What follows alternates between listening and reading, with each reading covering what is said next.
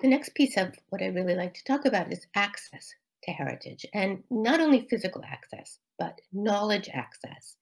And that will lead us to several other pieces of developing narratives, inclusive, diverse narratives.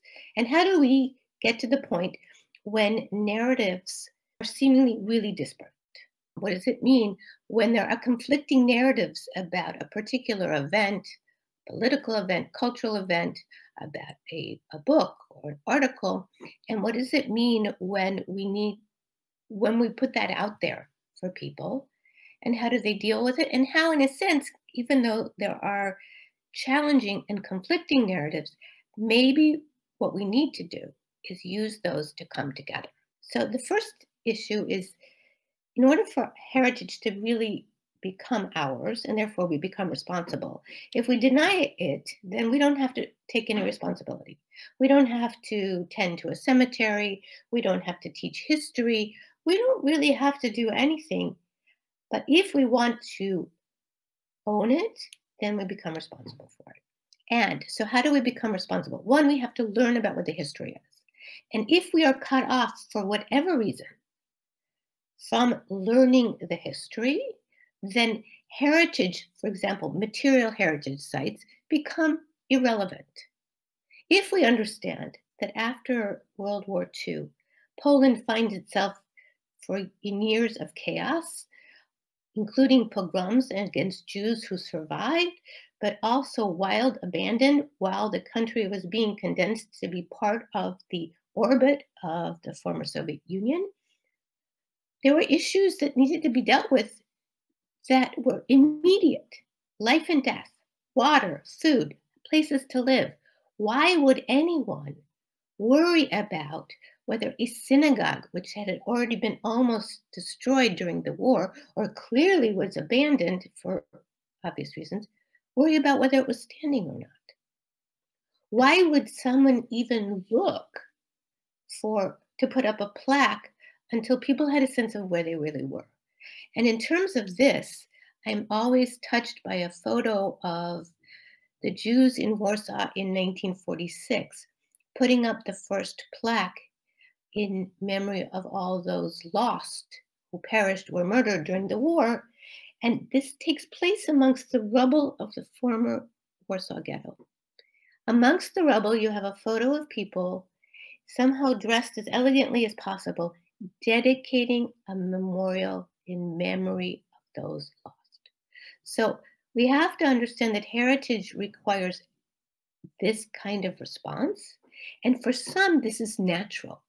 This is a natural way of marking, of honoring, and of mourning.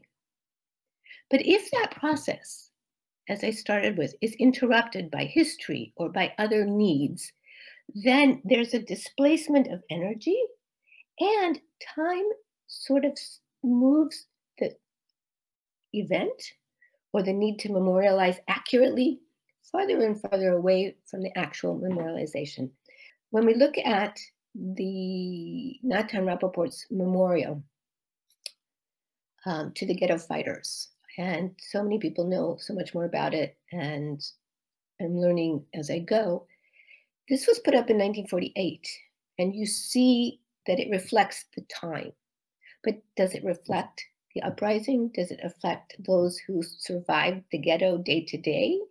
And so when we're looking at this heritage, if we look even 1 year after the war is ended, we find a round manhole-like memorial.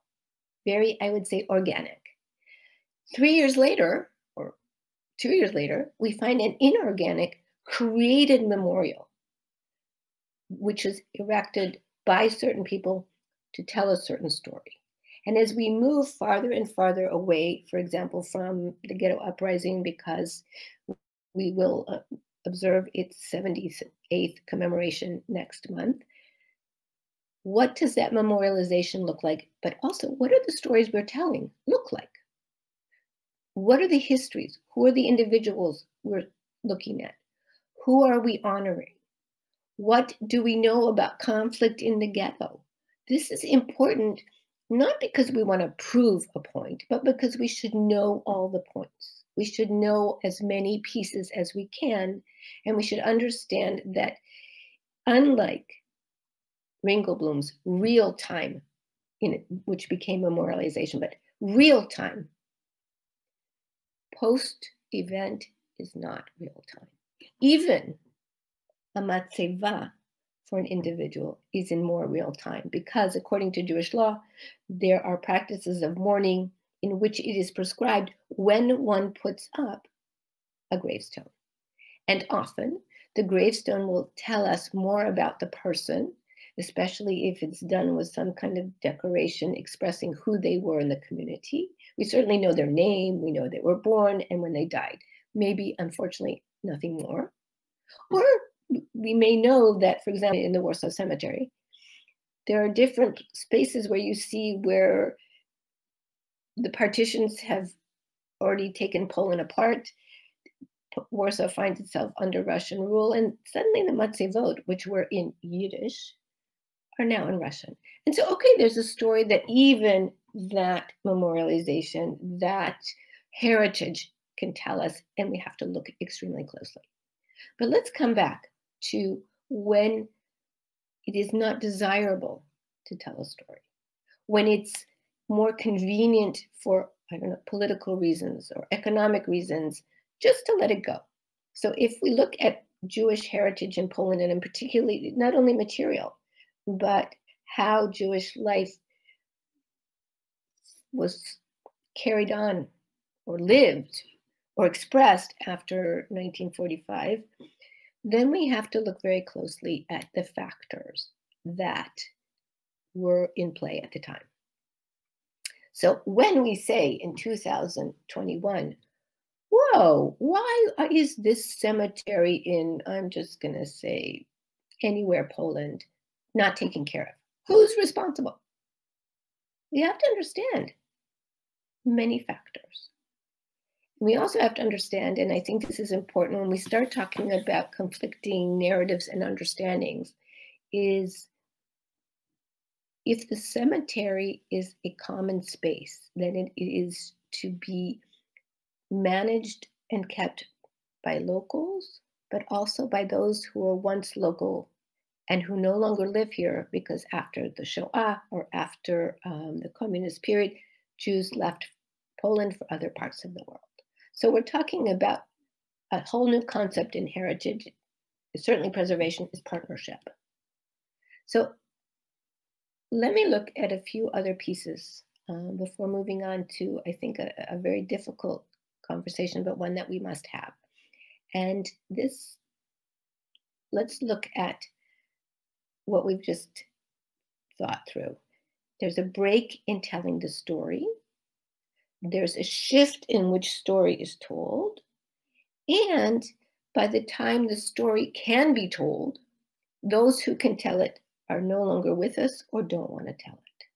So what do we say? If we're looking at my personal heritage, it requires a lot of effort on my part, and I may never find the answers, which is true of a communal story, but less so. But as I mentioned, one of the concerns, I think, of all of us who have roots anywhere, but Polish roots, Jews, non-Jews, Tatars, Ukrainians, Belarusians, Germans, where does that piece of heritage, whether it's material or by word of mouth, through stories, through traditions, through cultures, where does that go and how does it fit into a national heritage? So let's just say, how can we begin to bridge those gaps? Partnership. How can we begin to say, okay, this is mine because it belongs to my people, but my people are Polish people. So it's not about those Jews who used to live in our town, yes, but it's about our Jews who used to live in our time, or those Jews who used to live in our town. So one of the ways we can begin to bridge the gap of years, distortion, sort of, I wouldn't even say not only distortion, but just sort of disparaging or even actually burying narratives of heritage, not taking care of cemeteries, which is very costly but important, work, not taking care of synagogues that are left, not knowing who lived in the town. Many organizations are actually dealing with this, and these are organic grassroots organizations which are pairing young high school students with projects in their own town. People from abroad are working with people here locally in Poland to at least mark the cemetery. Make sure that this space remains sacred because in Judaism, a cemetery is always a cemetery.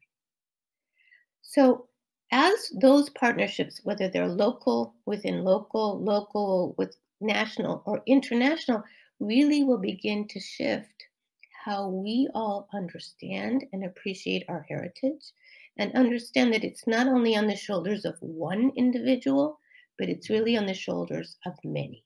How do we get to the point where we can all talk about our history, whether it's very clear history, which may be very troublesome, memories, which may be completely different because of who one was in that particular narrative at that particular time?